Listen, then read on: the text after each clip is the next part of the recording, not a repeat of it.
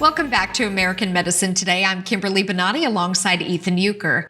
Now, stomach cancer kills approximately 11,000 people in the U.S. each year, but it is survivable. And our next guest is a testament to that. Joining us right now is Steve Melen, inspirational author and stomach cancer survivor, whose new memoir, Killer Graces, details his amazing journey and shows us how it is possible to live without a stomach. Thank you for being with us, Steve. Thank you for having me. Pleasure to be here. So again, thank you for joining us. Just tell us about your life prior to your diagnosis. You had a successful career, lovely wife, newborn daughter. Then it all went to hell. What happened? Well, I kind of thought I had everything at the time. A new child in the house, raising this baby. I was employed, feeling good, traveling. Things were what I would consider as good as it could get at the time. The steps leading up to it, I should have paid more attention to my health issues going up, but the doctors were not telling me that. They didn't really know what it was. But in an instant, my life changed when I got the news that I had cancer. What type of symptoms were you having that they couldn't figure out what was the cause?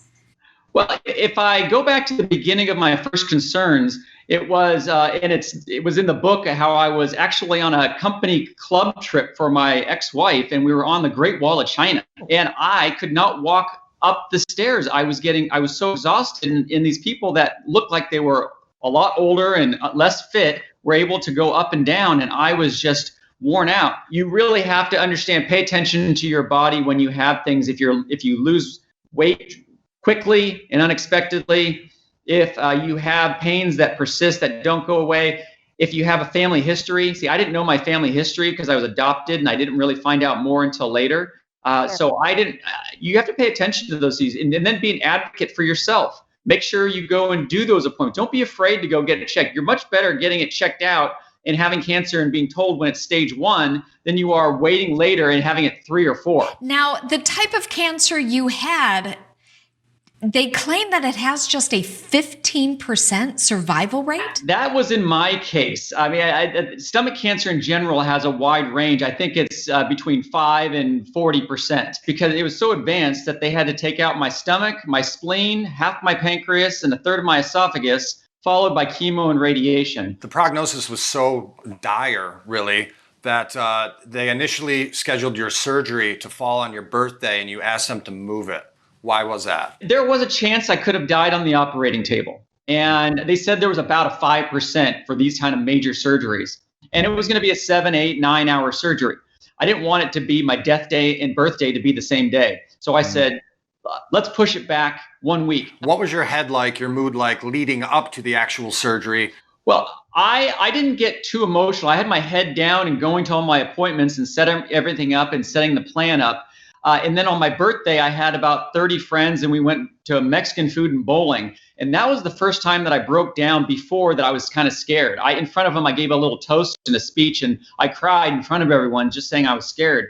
I go into the hospital, we check in, and they prep you, and next thing you know, they're knocking you out, putting you under, and you wake up wondering what happened in the ICU unit, 7, 8 hours later. Then that's when things started to get worse. 2, 3 hours later, as my friends were visiting me, one friend and someone else, I was going in and out of consciousness, and I guess I was getting septic because there was a leak, and so they had to code blue, kicked everyone out. All the doctors came in and they wheeled me back into surgery and reopened me up. And next thing I woke up a week later. A week later?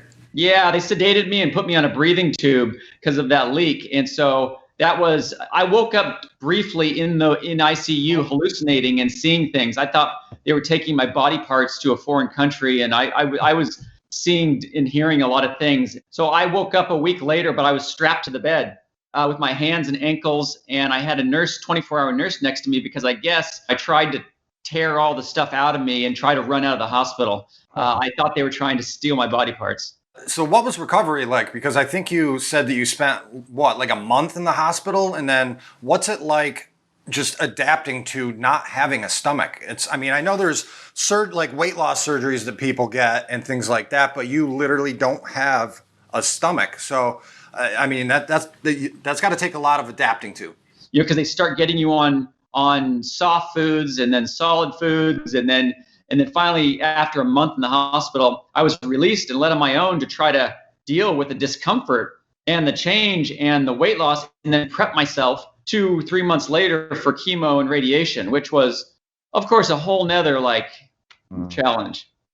So, can you describe more of what the book entails about that period of time? The book was really inspired by this event and then the recovery, and what the message trying to get out of the book is where I am now, 13 years later. I don't have many other people that I know that are in the situation that I am. I didn't hold back on describing that transformation from being what I thought was having the wonderful life to completely losing it all and fear of losing everything, to then turning around and taking steps and doing work and then recovering to try to get. I mean, I was addicted to pain meds after the hospital deal, so I had a whole year of pain med issues. So the complications in the book I go into, there's ups and downs, and just when you think that things are better, it just gets worse.